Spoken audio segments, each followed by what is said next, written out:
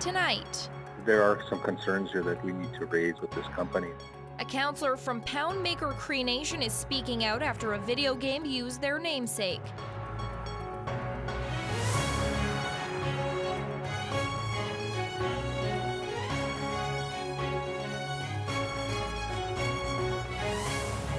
This is Newcap News with Michaela Henshaw. Good evening. A new video game depicting an iconic chief has caused backlash from Poundmaker Cree Nation. The latest installment of the Civilization series, called Rise and Fall, shows Chief Poundmaker's likeness without permission from the banned government named in his honor.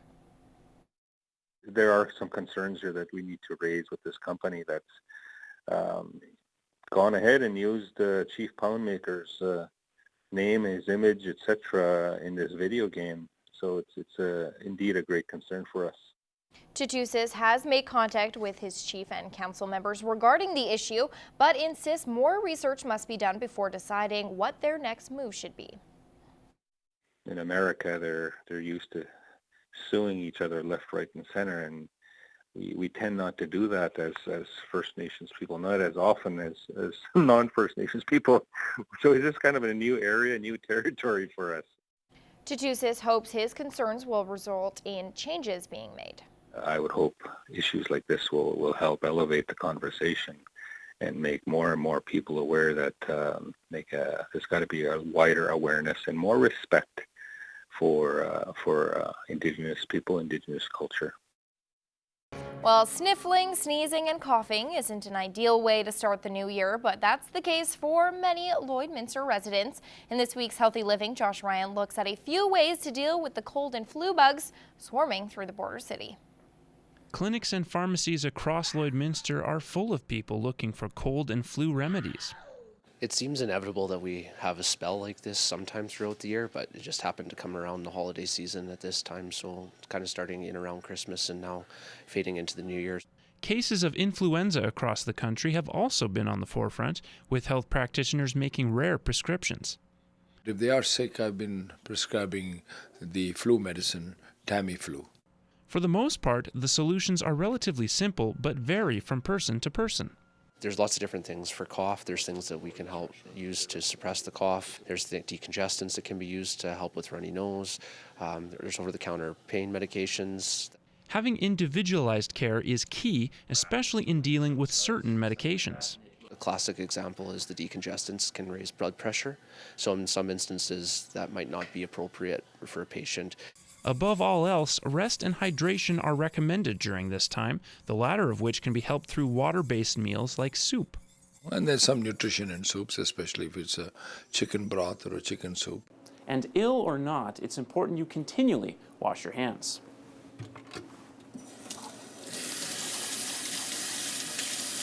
It prevents you from touching your mucous membranes, so touching your face, transferring them to your mouth or your nose or inhaling them, and then thereby providing an opportunity for you to contract the illness. Josh Ryan, Newcap News. This is Newcap Sports. Well, the 2017-18 campaign hasn't been easy for the Bonnyville Pontiacs. At season's midpoint, the team is just ahead of Lloydminster for 7th in the AJHL North, a standing far different from a 4th place finish the Pontiacs enjoyed a year ago. Tuesday began the Pontiacs' second half of the season, and as Lance Phillips shows us, it hasn't started the way they'd hoped. After a difficult December in which the Pontiacs won 3 games, the team started its 2018 in similar fashion, losing by a 4-2 score to the visiting Spruce Grove Saints. The Saints opened the scoring earlier in the first, and while Bonnyville tied it late in the same frame, that was as close as it got, with the Saints exerting their power, dominating the Pontiacs in their own zone for most of the game.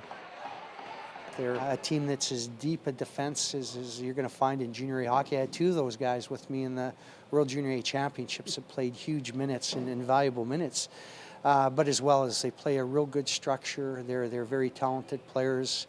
They play with swagger, and they're the class of our league without question. They're an older team for sure. They come out hard. You know, they never really gave up there. You know, right from the first whistle, they just kept coming, kept pushing. So. You know, so it's really hard to play against a team like that that never really lays down. One of the few bright spots in Bonnyville's game came in goal. Backup Justin Travis got a rare call to start and made the most of it, considering the amount of work he faced all game long and how little help he received defensively. I was excited to hear I was playing today. I mean, being one of the top teams, in the past have been playing the week, so to get the call to play one of the best teams in the league, I mean, it was exciting, and I was excited for the opportunity, and I thought I handled it pretty well. Our goaltending allows us to be able to make young mistakes on the back end, and it really allows us to be able to grow as a team.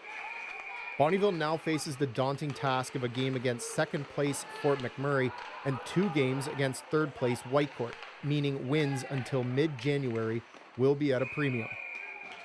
We really just have to take it one shift at a time. As long as we're playing a full 60-minute game, we'll be able to play with any team in the league. I think that the big thing is that we've got to ensure that our lapses within our game for buy-in for things like short shifts, making sure that we're moving pucks quick. The more we move pucks north, the less time we spend in our own zone. And that's a young guy thing that we're addressing each and every single day, and we think that we're taking steps in a positive direction. Lance Phillips, Newcap Sports, Bonnyville. Well, it's a changing landscape when we are discussing how much water it takes to put beef on your plate. In this week's Agriculture Report, Gerard Lampow finds out that beef water footprint is down compared to 30 years ago. And the water footprint is one that it personally affects consumers.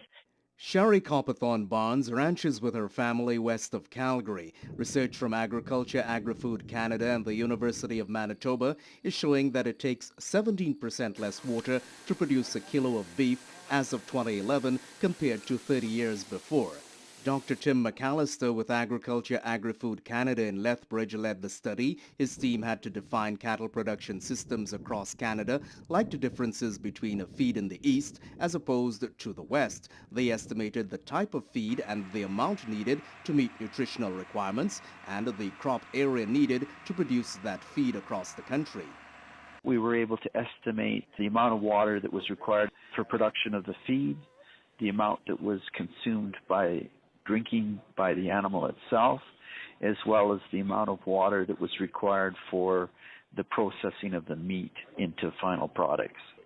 Once they factored that in, they compared data for water use for beef production in 1981 to 2011. Water use was divided into 2 categories. He says blue water is either from irrigation or water that's pumped from a well and then applied to crops. Green water includes the water that's also just associated with rainfall. So when we look at those combined, we find about a 17% reduction in the amount of water that's required to produce a kilogram of beef in 2011 versus 1981.